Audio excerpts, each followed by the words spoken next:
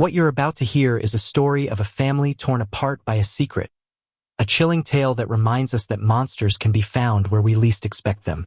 It's a harrowing journey, and if you appreciate stories that delve into the depths of human nature, make sure you hit that subscribe button and ring the bell for more content like this.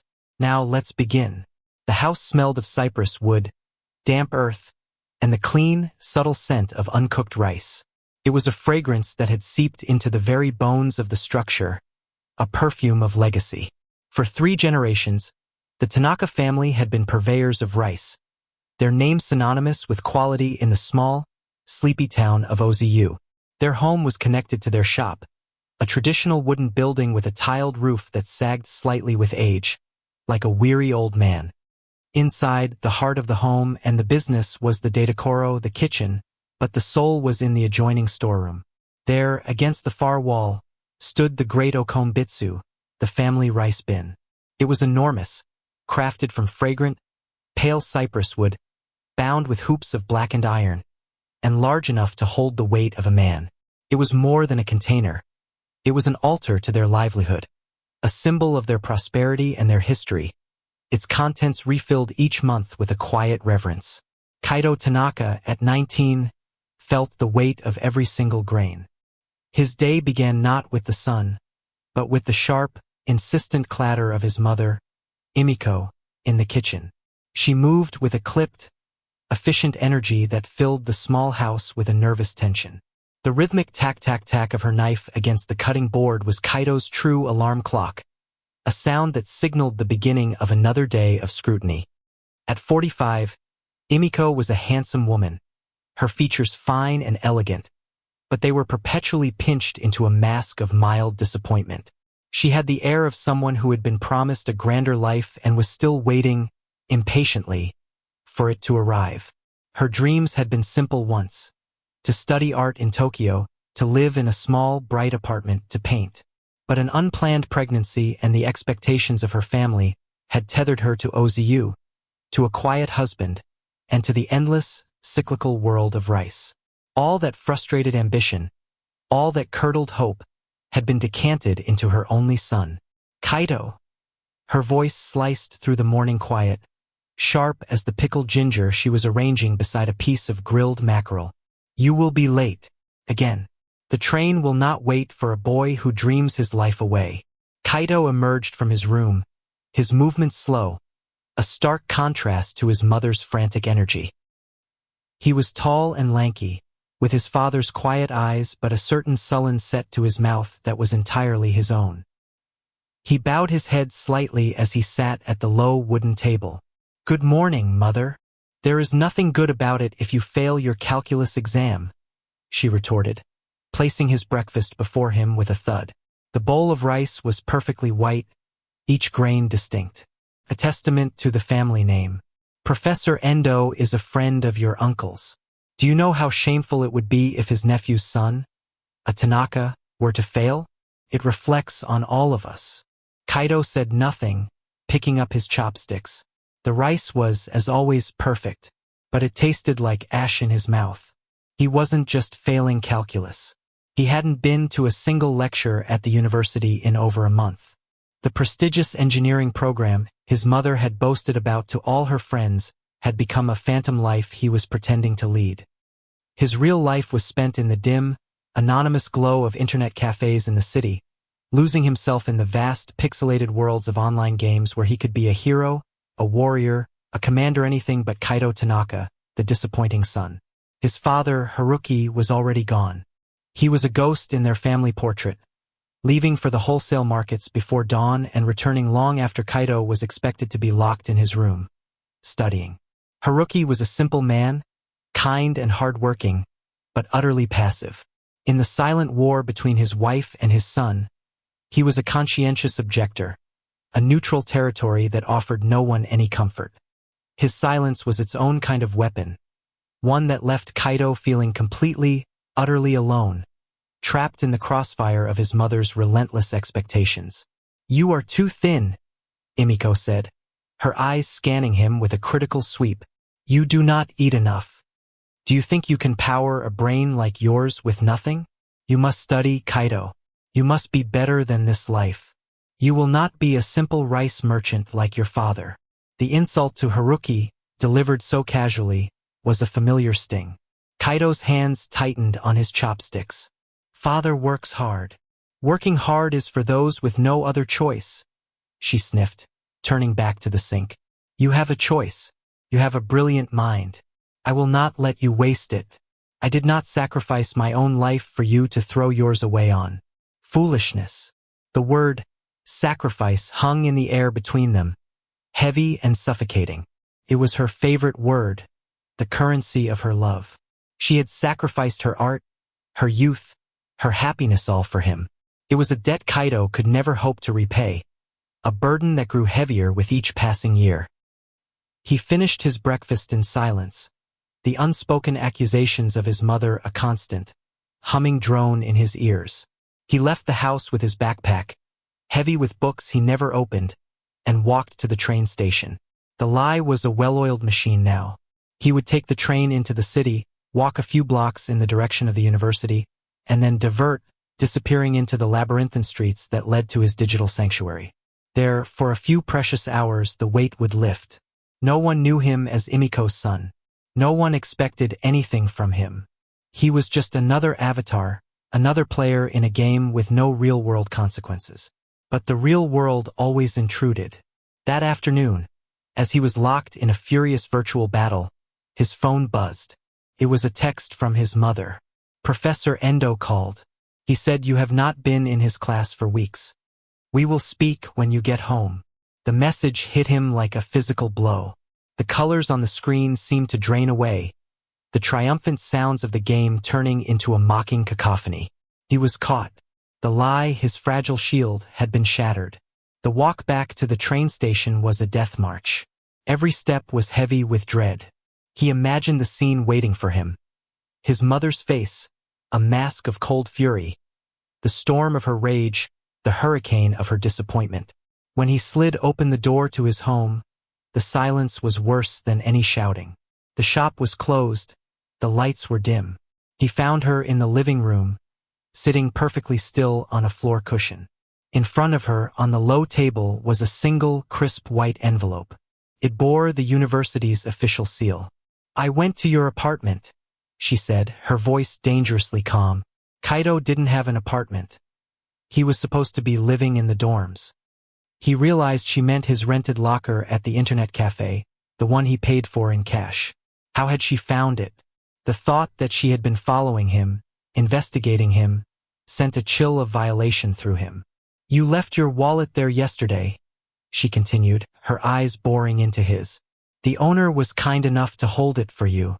He was also kind enough to tell me how much time my brilliant son spends at his establishment. And then, this came in the mail today. She nudged the envelope with a single, perfectly manicured finger. It seems they have made a decision. You are no longer a student. You have been expelled. Kaido's legs felt weak. He couldn't speak. The truth was out, stark and ugly. All the money, she whispered, her voice trembling with a barely contained rage. All the extra hours your father worked. All the neighbors and family I told.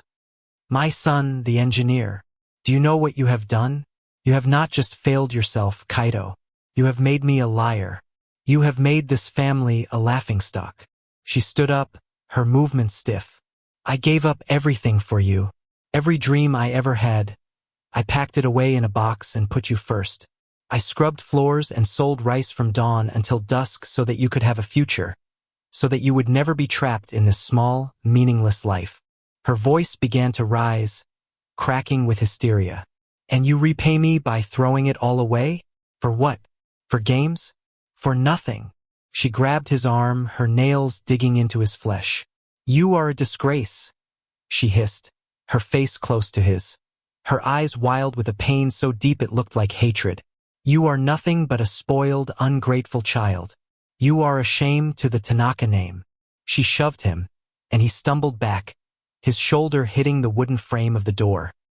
He looked at her then, truly looked at her, and he did not see his mother. He saw a stranger, a gatekeeper to a life he never asked for, a warden in a prison of expectation. The years of resentment, The constant pressure, the feeling of being slowly, methodically suffocated all coalesced into a single, blinding flash of pure, unadulterated rage. The smell of cypress and clean rice was suddenly cloying, the air thick and unbreathable.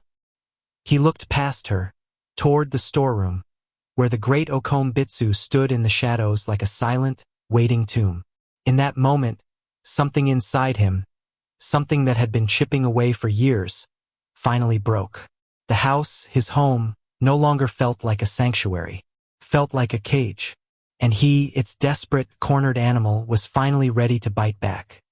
The quiet sun was gone, and in his place, a terrifying silence had taken root, a silence far more profound and dangerous than the one that had greeted him at the door. It was the silence of a dam just before it bursts. The week that followed the revelation was a masterclass in psychological warfare. The house, once governed by a tense but predictable rhythm, became a cold, silent battlefield. Imiko, stripped of her bragging rights and consumed by a terrifying fusion of shame and fury, implemented a new regime. Kaido was a prisoner. His phone, his wallet, his laptop all were confiscated. He was forbidden from leaving the house, except to help with menial tasks in the rice shop under her hawkish supervision. She was determined to break him, to purge the weakness and deceit from him through a regimen of hard labor and suffocating proximity. Her methods were brutally effective. She did not shout anymore. The volcanic eruption of that first night had given way to a chilling Arctic calm. She would speak to him only to issue commands, her voice flat and devoid of any emotion. Sweep the floor. Stack the bags. Polish the counter. When she did look at him, her eyes were filled with a contempt that was more painful than any physical blow.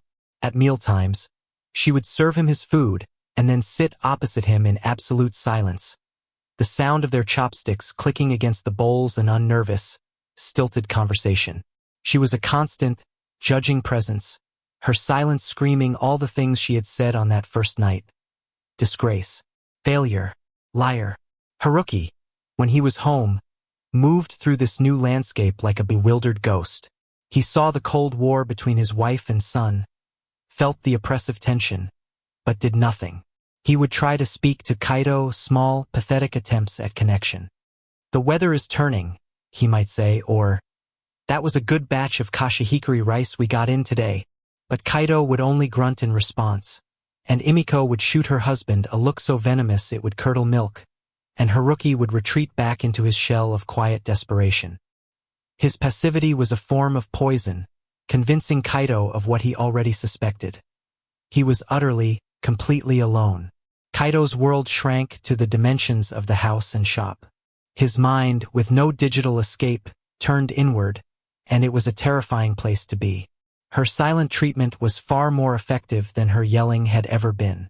The silence forced him to live inside his own head, replaying her accusations on an endless loop. He began to see her not as his mother, but as a malevolent force, the architect of his misery. His thoughts grew twisted, his resentment festering into something dark and paranoid. He felt her eyes on him even when she wasn't in the room. He believed she was trying to erase him, to remold him into the son she wanted, destroying the real Kaido in the process. He started sleeping poorly, his nights plagued by claustrophobic dreams. He would dream he was buried alive, the weight of something heavy pressing down on his chest, the scent of earth and grain filling his nostrils. He would wake up gasping for air, his heart hammering against his ribs. The days were a blur of monotonous labor and silent condemnation. He would stack 50-pound bags of rice in the storeroom, his muscles aching, his mind numb. And always, in the corner of his vision, was the great Okombitsu, its silent, wooden presence a constant reminder of the family, the legacy, the weight he was failing to carry. The breaking point, when it came, was not a grand, dramatic event. It was something small, almost insignificant. It was a Tuesday afternoon, a little over a week after the confrontation. Kaido was cleaning the storeroom, sweeping up stray grains of rice from the floorboards. On a high shelf, covered in a thin layer of dust, was a model airplane. It was a detailed replica of a World War II fighter, one he had painstakingly built with his grandfather years ago, before the old man had passed away. His grandfather had been a gentle, smiling man who smelled of tobacco and wood shavings, and he was the only person in Kaito's life who had ever seemed to listen without judgment. That model was one of Kaito's few truly happy memories, a tangible link to a time when he had felt loved unconditionally. Emiko entered the storeroom, her face set in its usual granite mask. She was carrying a box of old account books. "That shelf needs to be cleared," she said, her voice flat. "It's full of junk." "It's not junk," Kaito said, his voice quiet. "That was from Grandpa." Emiko glanced at the model airplane, and for a fleeting moment, a flicker of something sadness, regret, crossed her face. But it was gone as quickly as it came, replaced by a cold pragmatism. "Your grandfather is gone. This is just a toy. Collects dust. We need the space for inventory." She reached up, her movements brisk and dismissive, and swiped the airplane off the shelf. It did not fall. It flew, for a brief, wobbly second, before crashing to the stone floor. The delicate balsa wood wings shattered, the cockpit canopy cracked, and the propeller snapped in two. It lay there, a broken, pathetic thing. Something inside Kaito snapped with it. It wasn't just a model airplane. It was his childhood. It was his grandfather's memory. It was the last vestige of a time when he hadn't felt like a failure. And she had destroyed it, casually, thoughtlessly, as if it were nothing. As if he were nothing. He stared down at the wreckage, and the rage that had been simmering for years, the rage from that first night, came boiling back, but this time it was different. It was cold, clear, and terrifyingly calm. He looked up at her, and she was already turning away, dismissing the act, dismissing his pain. She was moving toward the okombitsu, about to lift the heavy wooden lid to check the stock levels. "You shouldn't have done that," he said. His voice was so low she didn't seem to hear him. She was still talking, her back to him. "Useless sentimentality. That's your problem, Kaito. You live in a dream world instead of the real one. It's time you grew up." She grunted as she tried to lift the lid. He moved without thinking. The world seemed to narrow to a tunnel, the sounds of the shop outside fading to a dull roar. All he could see was her back, the rigid line of her spine. She was the source of it all. The pressure, the failure, the broken airplane, the broken life. She was an obstacle that had to be removed. He picked up a heavy wooden mallet used for sealing rice bags. His hands didn't tremble. His mind was unnaturally blank, save for a single, repeating thought. Make it stop. Just make it all stop. She turned, hearing his footsteps, her mouth opening to form a question or another command. She saw the mallet in his hand, saw the look in his eyes, and her expression changed from annoyance to confusion, and then, finally, to a dawning mortal terror. But it was too late. The act itself was a blur of frantic, clumsy violence. It was not clean or calculated. It was a desperate, ugly explosion of pent-up fury. The sound, a sickening wet thud, echoed in the sudden, shocking silence of the storeroom. She fell, a puppet with its strings cut, beside the great cypress bin. Silence. The world rushed back in.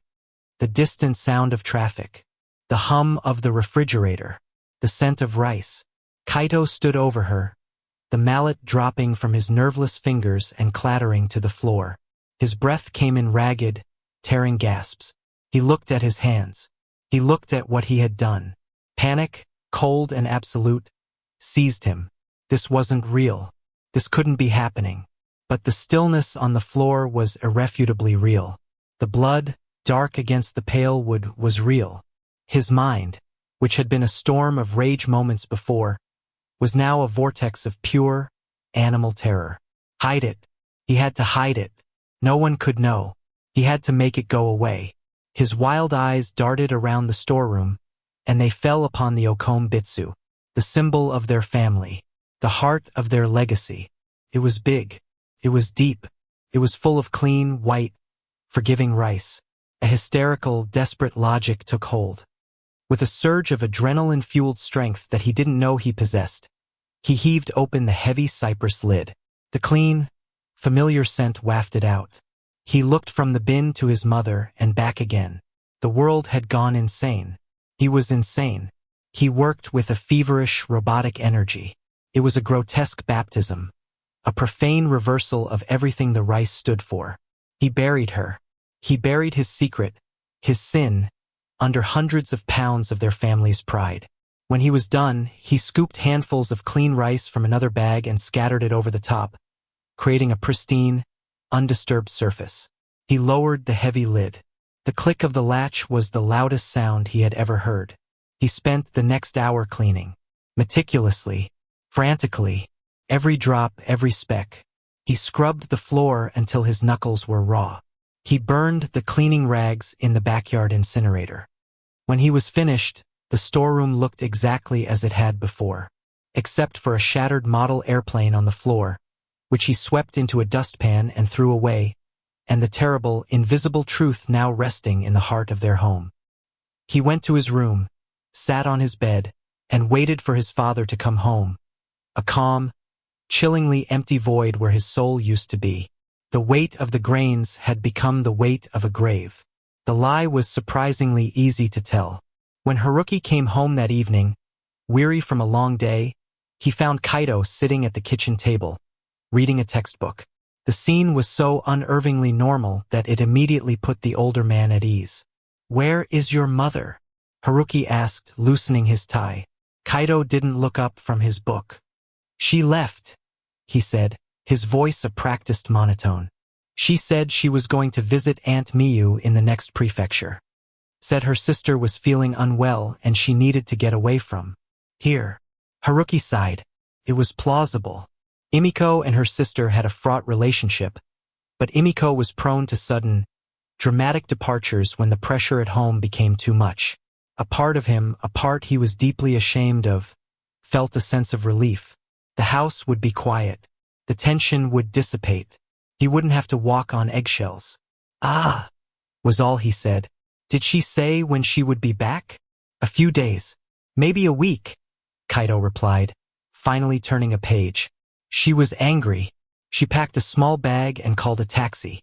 And that was it. Haruki, a man conditioned by years of avoiding conflict, accepted the explanation without question. The lie settled over the house like a shroud, and for a few days, a strange, hollow peace reigned. Kaito was a model son. He was quiet, obedient, and diligent. He opened the shop on time, served the customers with a polite reserve, and cleaned without being asked. To Haruki, it seemed as if his wife's absence had been a bomb, that his son was finally maturing. He failed to see the truth, that Kaito wasn't calm, he was empty. He was a shell, his actions automated, his mind locked in a state of hypervigilant numbness. But a secret like the one hidden in the storeroom has a physical presence. It has a weight, and it began to assert itself. A few days after Imiko's departure, a strange smell began to permeate the back of the house. It was faint at first, a sweet, cloying odor that was difficult to identify. Kaito smelled it first. It clung to the air in the storeroom, a sickly perfume that seemed to mock the clean scent of the rice. He bought incense, sticks of sandalwood and cherry blossom, and burned them constantly in the shop, hoping to mask the smell. "What is that smell?" Haruki asked one afternoon, sniffing the air. "It's very strong." "Just some new incense," Kaito said quickly. The old stock was getting stale. Haruki shrugged, but a seed of unease had been planted. The smell grew worse. It was a smell of decay, of life gone wrong. It seeped under the door of the storeroom and into the rest of the house. It was heaviest in the mornings, when the air was still and cool. Kaito began to dread opening the shop each day, dreading the moment he would have to walk past the Great Okombitsu. He stopped eating. The very sight of a bowl of rice made him want to vomit. He was haunted by what lay beneath the pristine white surface, the terrible fusion of sustenance and sin. The turning point came on a Saturday, nearly a week and a half after the murder. It was the day of the town's annual summer festival, and the Tanaka rice shop had a long-standing, lucrative order to fill for the Community Association 30 10-kilogram bags for the food stalls. It was their biggest single order of the month. Haruki was in high spirits. "We'll need to start early, Kaido," he said, rubbing his hands together. "We'll use the rice from the main bin. It's the best quality, perfect for the festival." Kaido's blood ran cold. "No," he said, his voice sharper than he intended. Haruki looked at him, surprised. "What do you mean, no? It's our premium grain. We always use it for the festival order." "We can't," Kaido insisted, his mind racing to find a plausible excuse. I saw some weevils in there yesterday. A small infestation. I was going to deal with it. We should use the bags from the new shipment instead." Haruki frowned. "Weevils? In the cypress bin? That's never happened. The wood is supposed to repel them. Let me see." He started walking toward the storeroom, and Kaido moved to block his path, a wave of pure panic washing over him. "No, father. Don't. It's a mess. I'll handle it. Promise. The other rice is just as good." His desperation, his frantic energy, finally broke through Haruki's placid demeanor. The unease that had been simmering for days, the strange smell, his son's odd behavior, the prolonged and uncharacteristic silence from Emikol of it coalesced into a sudden, terrible suspicion. He looked at his son, truly looked at him, and saw not a diligent young man, but a gaunt, haunted stranger with terrified eyes. "Kaido," Haruki said, his voice low and firm, "move out of the way." He pushed past his son, his heart beginning to pound with a dreadful premonition. He slid open the storeroom door. The smell hit him like a physical blow. It was the smell of a slaughterhouse, of death. It was coming from the Okombitsu. "What is this smell?" he choked out, his eyes watering. He stumbled toward the bin, his movements clumsy. Kaido stood frozen in the doorway, a silent, paralyzed spectator to the unearthing of his own damnation. Haruki put his hands on the heavy lid. With a grunt, he lifted it. For a moment, all he saw was rice, a smooth, white, perfect surface. But the stench was overwhelming. He reached in, plunging a large metal scoop into the grain. The first scoop came up white. He plunged it in again, deeper this time. He pulled it up. White rice and something else. A dark strand of hair. A piece of dark blue fabric, the color of the dress Emiko had been wearing. Haruki stared at the scoop, his mind refusing to process what his eyes were seeing. He dropped it, the metal clattering against the floor. With a strangled cry, he began to dig with his bare hands, frantically, like a man digging for treasure, or for his own soul. Rice flew everywhere, scattering across the floor like a sudden, silent snowfall. And then his fingers touched something. Something soft. Something yielding.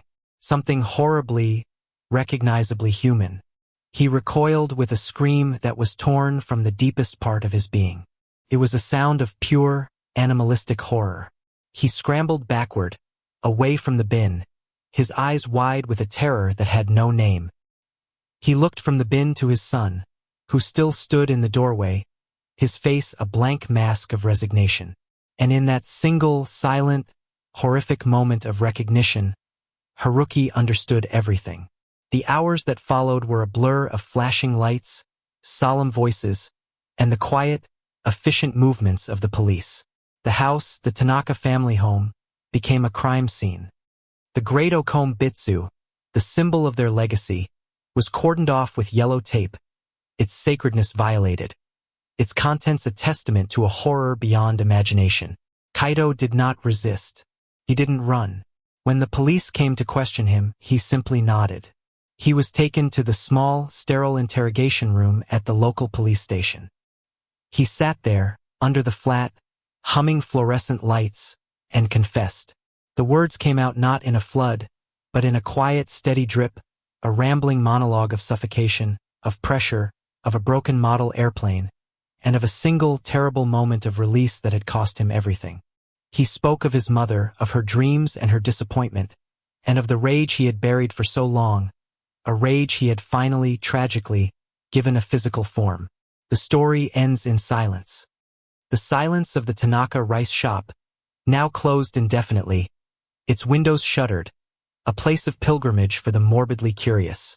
The silence of Haruki, a broken man who lost his wife and his son in the same instant, sitting alone in an empty house that would forever smell of incense and death. And finally, the silence of a prison cell, where Kaito Tanaka sits, tracing the cracks in the plaster on the wall. He is 19 years old, his future a void. He is no longer crushed by the weight of expectation or the relentless scrutiny of his mother. He is crushed now by something far heavier, the weight of what he has done, the weight of a secret that was hidden, for a time, under a mountain of pristine, white rice, the weight of a life taken, and a life utterly, irrevocably destroyed.